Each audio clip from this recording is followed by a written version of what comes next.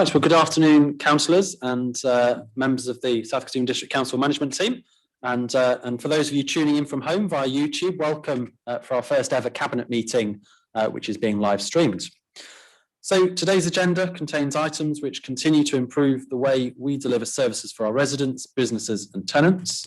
The council has a clear commitment in its corporate plan from 2020 to 2023 to provide housing that meets the needs of all residents and to take action to reduce the council's carbon footprint. Providing council homes that are cheap to heat and perform well in terms of energy efficiency will make an important contribution to achieving this. On the agenda today, we will consider a report regarding the updating and improving of our council homes' thermal efficiency. Included in that report is the award of the Midlands Energy Hub Green Homes Grant to undertake heating system improvements to the council's housing stock, and the grant awarded to us is £926,000. And our corporate plan also details our commitment to being a high-performing council. So today we will also be considering items that look at options for the SK legal service and review of our data protection policies. And as our economy reopens further, including our leisure centres, we will consider a report from Leisure SK. This Thursday, the council will meet for the annual council meeting. And following the High Court ruling that from the 7th of May, formal council meetings cannot be held remotely or in a hybrid fashion, we have put plans in place to ensure that democratic decision making takes place in a safe and controlled manner in a COVID secure way. So cabinet scrutiny and planning committee meetings will take place as we are today here in the council chamber, as risk assessments have shown that the area is large enough to host COVID safe or COVID secure events for the number of members involved. And meetings of the full council, which has all 56 of us, sadly cannot be accommodated in the chamber, so we will be meeting at the Mears Leisure Centre. And members of the public who wish to attend meetings will be encouraged to contact the council in advance just to ensure that our COVID measures will mean that the numbers attending will need to be controlled. And if I can just on a personal note, the virtual meetings have been fantastic in creating that engagement between the public, members and the democratic process. And it is important that we continue to grow and build on this engagement. And I know that I will continue to make my voice heard through the LGA, through then to government, to make sure that we can move to a system of hybrid meetings where people can join at home and also here in the building. We do have quite an exciting agenda today, so I think we'll move on to the first item of business, which is the register of attendance, and apologies for absence, please. So I'm going to Naomi. Yeah. Yes, Chairman, thank you. We've received an apology for absence from Councillor Dr. Peter Mosley. And do you wish me to do a roll call for the members present in the room? Yes, please. Okay, thank you. Councillor Kelham Cooke. Present. Councillor Barry Dobson. Present. Councillor Annie Mason. Councillor Mason, could you do that through your microphone, please, just so we've got it on the recording. Oh. Present. Thank you. Councillor Robert Reid. Present. Councillor Adam Stokes. Present. And Councillor Rosemary Trollope-Bellew. Present. Thank you. That's all members present apart from Councillor Dr. Peter Mosley. Wonderful, thank you very much. So therefore moving on to agenda item number 2, which is the minutes of the meeting held on the 16th of March from pages 3 to page 6. Do we have any comments or alterations to the minutes? No, then I'm happy to propose, if I could have a seconder, please. Second. And I think we can do a show of hands, Naomi. So all those in favour, please indicate. And that is unanimous. Moving on to agenda item number 3, which is the disclosure of interest, if any. Of course, we do have our disclosure of interest, which are publicised on our website. Shaheen, if I can just bring you in for this item in relation to what's coming up on agenda item number 4, just provide clarity for those of us that are directors of Leisure SK, please. Yes, thank you, Leader. I'm happy to advise. So there are cabinet members who are also directors of Leisure SK, which is the wholly owned leisure company where the council is the sole shareholder. Those are non-paid director positions, and so there's no pecuniary interest that any of you as members who are directors have. and in any event, those interests are declared on the register of interests. The council is the sole shareholder in the company, and therefore the council's position is fully aligned to the interests of the company. And as such, voting here presents no conflicts of interest for any of you as members who are also directors. And therefore, my advice is that all of you cabinet members can speak and vote on that item. Thank you. Super. Thank you very much for that clarity there. So if there are no other disclosure of interests, we'll move on to the first substantive item, which is the items for recommendation to council, which is the Leisure SK Limited management fee. And if I can just make a few observations before we go into this. And I think it is that the establishment of Leisure SK over the last year really is a key achievement for us as a council. And it's provided a really robust platform for us to deal with the impact of the pandemic. And along with other councils, I think, we all welcome that grant funding that we received through the National Leisure Recovery Fund. And I know Councillor Dobson worked extremely hard with his officers in order to achieve that. The grant does fall short of the additional costs that we have incurred in our leisure service. That isn't just an issue, though, to us here locally. It is also an issue to us nationally. And I know a district council network survey recently published demonstrated that 1 in 3 member authorities expected to potentially have to revisit how they actually operate their leisure facilities. And, as we all know, a priority for us is about improving people's health and well-being as part of the government's plan, for that pandemic recovery process. So we must do and continue to do all we can to have a sustainable leisure service. And we must continue to lobby the government through the Local Government Association and the District Councils Network, along with our other local government colleagues, to make sure that we get the funding that is required. But for the substantive report, I'll hand over to the Deputy Leader and I'll go to Councillor Dobson, please. Thank you, Leader. Good afternoon, everyone. I'm very proud to say that the establishment of Leisure SK has been a fabulous success for this council. Already, we have seen a marked improvement in the delivery of our leisure service, and Leisure SK has given this council a sustainable platform to continue to deliver high-quality leisure services across the district. This will become increasingly important as there is no doubt that leisure services will play a vital role, not only as we start to recover from the impact of the pandemic, but also as we respond to the nationwide issues relating to physical inactivity, rising obesity levels, and mental health. The last few months have not been without challenge for Leisure SK Limited. Unfortunately, the most recent lockdown meant that we were not able to open our doors on the 4th of January as planned. However, I am pleased to say that all 4 centres opened their gyms and swimming pools from the 12th of April, and the teams have been busy welcoming customers, old and new. Further activities, including sports hall use and group exercise classes, were reintroduced from yesterday in line with the lifting of restrictions. Due to the impact of the extended closure, it has been necessary to reassess the business plan for Leisure SK Limited to determine how this affects the previously agreed level of support required. In undertaking this work, the council was supported by Sports and Leisure Consultancy, who have revised the financial model taking into account the period of closure at the start of the year.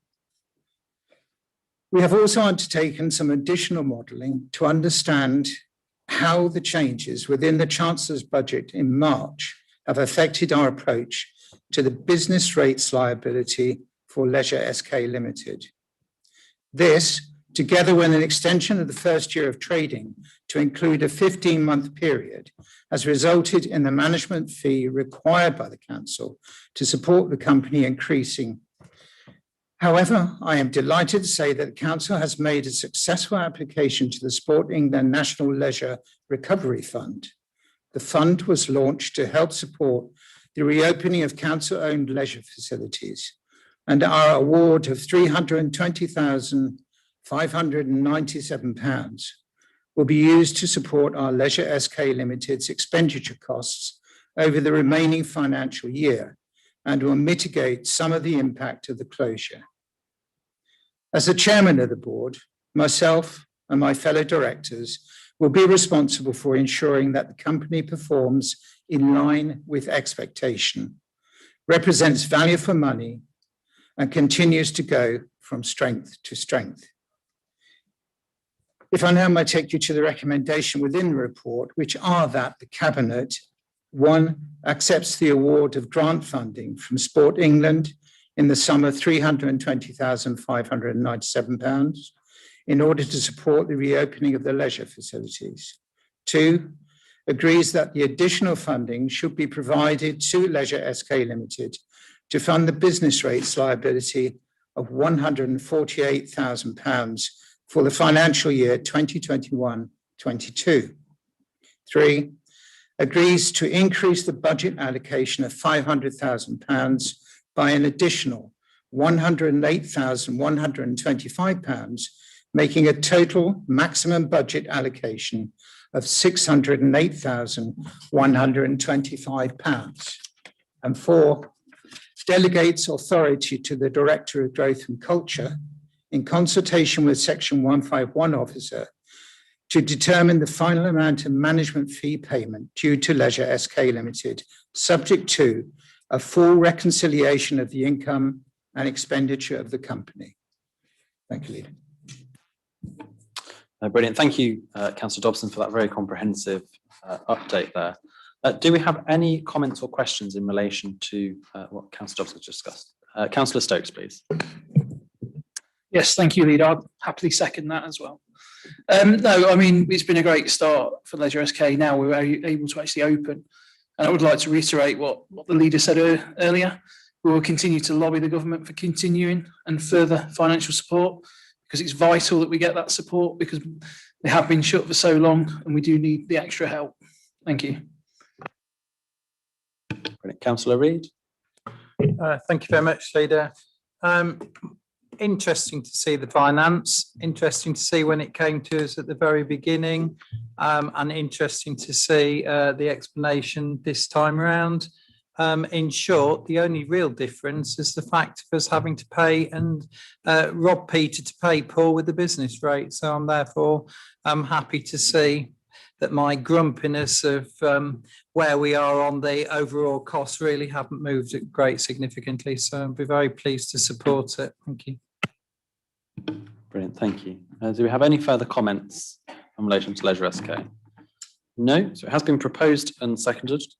And we have recommendations on page 7, points 1 to 4, on to page 8. So we'll do it by a show of hands. So all those in favour, please. And that is unanimous. Wonderful. Therefore, moving on to the items for the Cabinet decision, which are key. And the next item is item number 5, which is the pilot of private rented sector insurance scheme for Lincolnshire. And just to note that Appendix 1 of this report is exempt under paragraphs 3 and 5 of Schedule 12A of the Local Government Act 1972. So if we do wish to discuss those, we'll have to go into closed session. And I'd firstly like to just say, an effective housing market is of importance to the Council in delivering its corporate plan. Making sure that the private rented sector is an option to residents both supports residents in the choice of housing tenures that are available and assists the Council in its statutory responsibilities in relation to homelessness. There is no liability for any losses sitting with the Council, and the benefits and costs of the scheme will be considered following the trial, which I know is also being done across Lincolnshire as well. I'll firstly go to Councillor Trollope-Bellew before bringing in Councillor Reid. Thank you. I wish to declare an interest as we rent out properties and we could be affected by this. Super. Thank you very much for that declaration. And I'll now hand over to Councillor Reid, please, to present the report. Thank you very much, Leader. Firstly, in introducing this, I want to make abundantly clear to all members and indeed members of the public that what the proposal here is very different to what was a proposal that never came by a motion from Councillor Morgan, which was a suggestion of the Council guaranteeing the rental income to the private sector. This is an insurance scheme to provide guarantors for rent to the private sector, and indeed will provide, hopefully, a pilot run of 50 homes all being well off our ever-pressing waiting list. So in presenting this, the report seeks approval for the trial scheme, which is intended to improve the ability of the council to support residents in accessing accommodation in the private rented sector. The scheme is a partnership approach with 4 councils across Lincolnshire and a third-party provider, Help to Rent. The council pays the insurance premium to ensure that private landlords do not suffer from the loss of rent if its tenants nominated by the council default on the rent that is due. Again, I'll stress that there is no liability for any losses sitting with the council, as this is an insurance product provided on a fixed fee basis. Cabinet will note that it's a trial. I have mentioned it through rural overview and scrutiny. It will have a full appraisal of the benefits and costs of the scheme to be submitted for consideration at a further cabinet meeting. As a trial, the number and the cost of the pilot is clearly identified. Success will be judged by the ability of the scheme to increase the number of available private rented housing options across the district to those identified in housing need. And in asking for endorsements of the recommendation, again, here is a real opportunity for this to be provided out of the homeless prevention grant, and indeed to get 50 families off the housing waiting list. I look forward to debate and proposing the proposition in due course, Leader. Thank you. Okay, brilliant. Do we have any comments or questions on that? And do I have a seconder, please, for the proposal? Councillor Mason. Thank you, Leader. Yes, I'm happy to second this. Thank you. I would encourage the local landlords to engage with the council on this initiative. So I think it is really important, and happy to second. Thank you. Do I have any further comments on this proposal? No.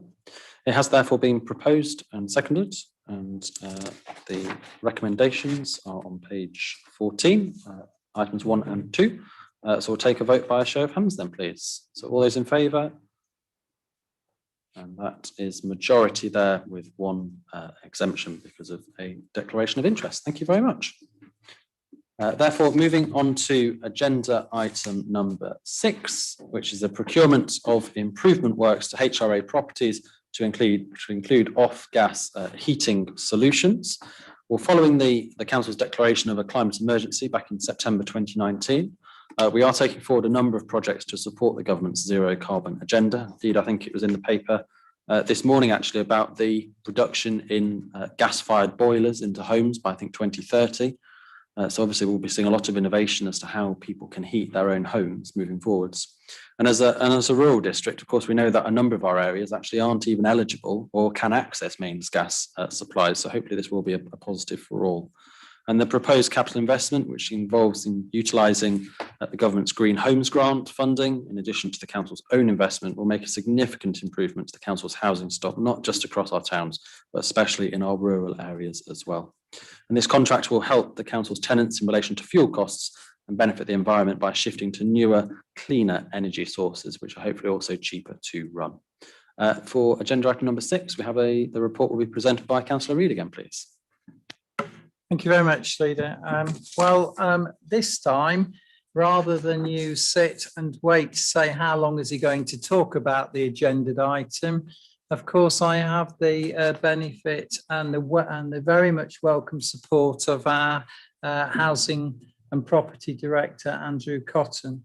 It is a great alliance, and we are working very closely together in all aspects of housing, which is also there to support.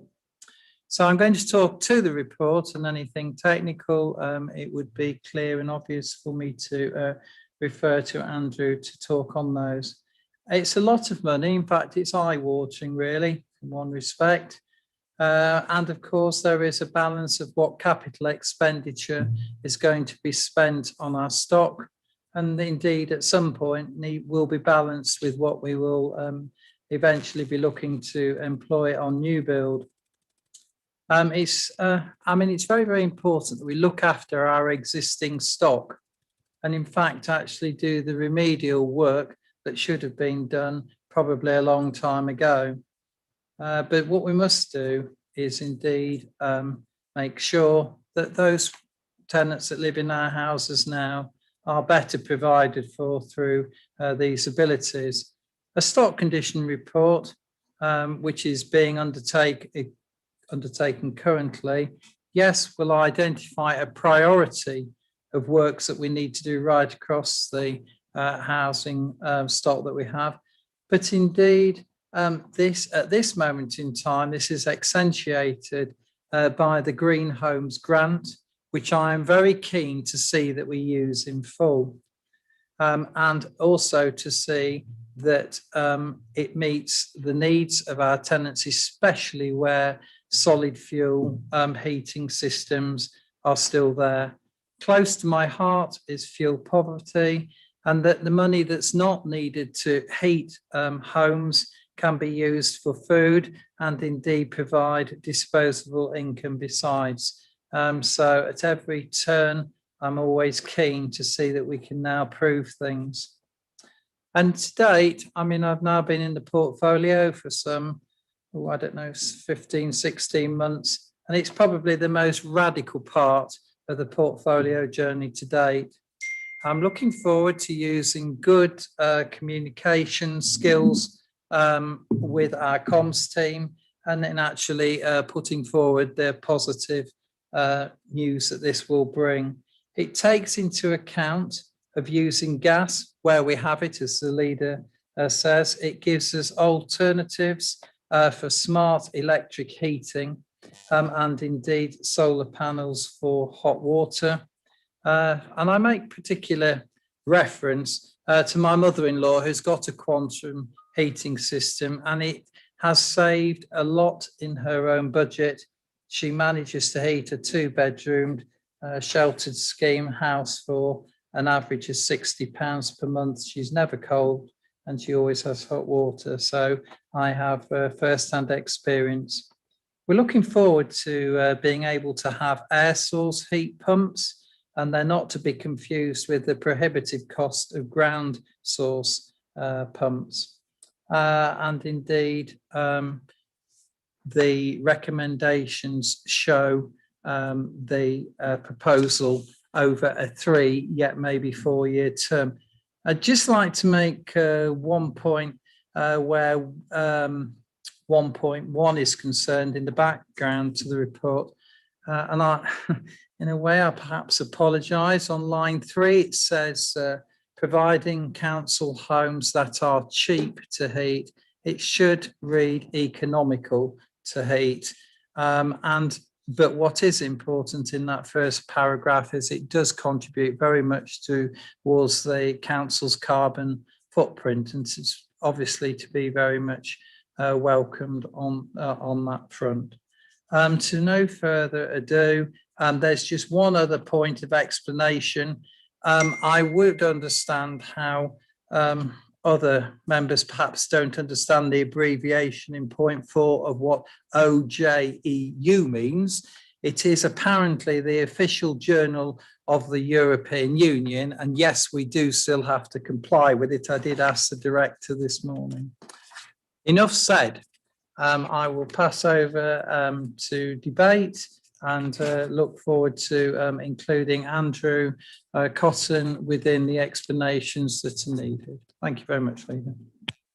Lovely, thank you, Councillor Reid. Do we have a seconder, firstly, for this proposal? Councillor Stokes, and do you wish to say anything?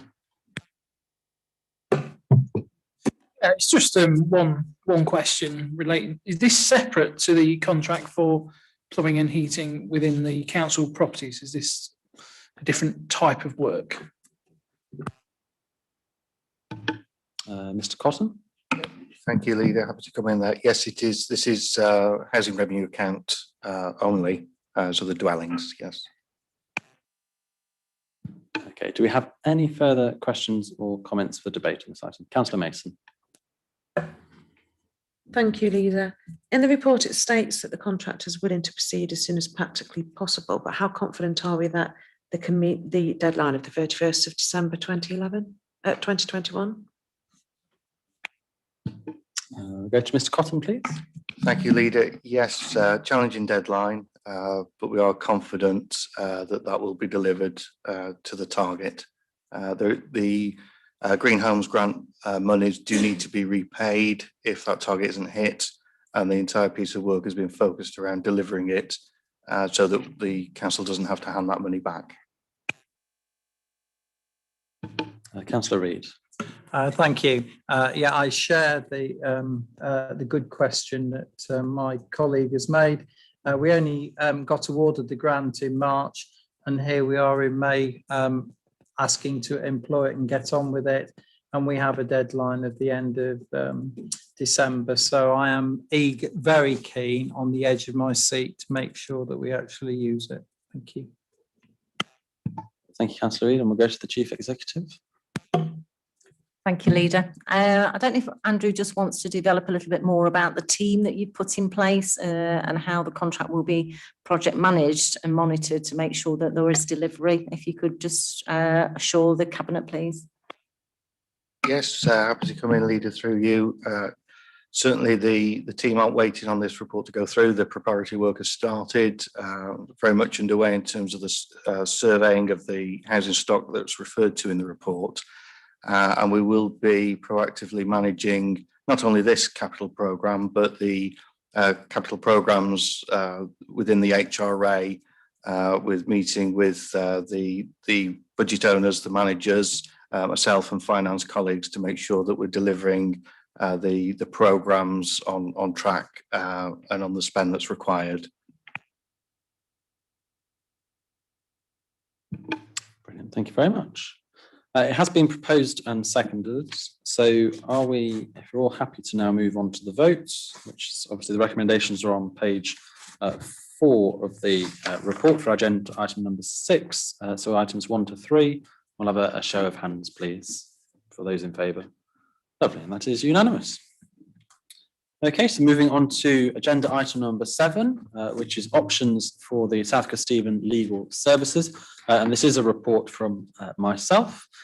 So for some of you, you will know that the existing legal service has reduced significantly over the last 10 years, mainly due to a number of factors affecting the council. So we are currently at around 2 full-time officers, and the demand for legal services has increased, and the type of advice required has become more varied, particularly due to the ambition and innovation of the district council. And I think just to give you a breadth of that support, it goes from large-scale commercial projects, particularly some of the work that has just been taken about moving our leisure service contract, to enforcement action in the courts, to specialist planning or housing advice. So with our ambitious corporate plan, this situation seems very unlikely to change. And just to give you clarity through the report, 4 options were considered, and that is fully outsourcing our legal services, providing no change, which would have provided a significant risk to the authority, building up an in-house team to meet the demands, and also a hybrid model. And the preferred option that's been worked through both myself as the Cabinet member and our officers is the preferred option is the hybrid model, particularly through Lincolnshire Legal Services. And this model is a shared service partnership, providing legal support to Lincolnshire County Council, West Lindsey District Council, North Kesteven, amongst others. So really working across the county. And this would give us access to a large range of high quality and timely legal support. And LLS have specialists in district council areas. So areas that affect us mainly, such as planning, licensing, conveyancing, and also employment law. They are also able to advise on some of the more innovative areas and have experience from other districts and across the county itself and the wider area. In addition of this, as members of the partnership, we will also benefit from a proportionate share in any surplus, which is actually generated by the partnership as well. So it has got a positive impact to us as well, as not only just providing that really efficient and timely legal advice at the right level. That's what I'd like to say on it at the present time. And of course, I'm happy to propose the Lincolnshire Legal Services. Do I have a seconder, please? Councillor Stokes, please. Do we have any comments or questions? Councillor Reid. Thank you very much, Leader. I'm really comforted by this with first-hand experience. We've been using this legal service to assist us in planning now since last December. It would be fair to say that I was desperately seeking some additional support. It's been first rate, and so I'm there really grateful to have had this, but also to share that confidence with colleagues, and I will be wishing to support it, and I hope they will too. Thank you. Brilliant, thank you. Do we have any further comments? Councillor Trollope-Bellew, please. Thank you. All I would like to say is that we are a forward-moving council, and to achieve what we want, I think we've got to look at this as a way of improving our legal services. And I would probably say it's been a while in coming, and I welcome. Shaheen, did you have anything you'd like to say on this item? Thank you, Leader. I'm grateful for the support and the positive feedback from Councillor Reid. As the head of legal services, we've been using LSL all of last year, and they are completely geared up to help us with those specialist areas which we can't afford to recruit to in-house. So it's a solution that works across Lincolnshire, and it's a flexible model, so we're not committed to just using them exclusively. We can go elsewhere if our needs require. So I think it does provide the council with the best of all worlds in terms of its legal support. Thank you. Super, thank you very much for that. Well, obviously we'll move to the vote. No further comments. So it is agenda item number 7, recommendations 1 to 3. So if we could have all those hands in favour, please. And that is unanimous. So moving on to the next agenda item, which is items for cabinet decision, which are non-key. And we have a review of the data protection policies. And this again is a report by myself. So if I can just give you a bit of background in relation to this report. So the GDPR audit took place in August of last year. And one of the required actions was in relation to the South Castilian District Council data protection policies, which will be the council will review and update the data protection policies to ensure they are reflective of current working practices. So the review outcome is that the policies have been reviewed to ensure that they meet current legislative and working practice requirements. And the report details the changes made to each policy with the key changes below. The breach reporting form and the DPIA form has been removed from the policies and are now standalone documents. The data protection policy in relation to training requirements have been reworded and expanded to meet the legislative requirements. And the language has been changed to meet the current legislation. Information governance guidance, so an updated to acknowledge the council will safeguard personal data when acting commercially. And most of the proposed changes are non-material. They consist of vocabulary changes to bring the policies in line with current legislation and the removal of forms from policies. The material changes are shown in the report sections 3.6 to 3.8 and contain changes to organisational training. And the change includes references to data protection training as part of the member development programme, and this ensures organisational compliance with the data protection legislation. I do know it's not the most exciting policy that we have to deal with as a council, but nonetheless it is one that we do have to have, and it is a really key document, and I'm thankful to the officers for undertaking this piece of work. So I am happy to propose, and I've seen Councillor Dobson is happy to second. Does anybody wish to comment on agenda item number 8? Councillor Dobson. Yeah, thank you, Leader. I think this is an excellent addition, and I think it's very much needed, as we have seen in recent happenings in elections. I think this is something we need to follow, and it's good to have. So thank you. Well, with your interest in data protection, Councillor Dobson, it might be a move at the AGM to your portfolio. Well, you never know. Anyway, so I'm happy to propose, and obviously Councillor Dobson has seconded. All those in favour, please indicate. And that is unanimous.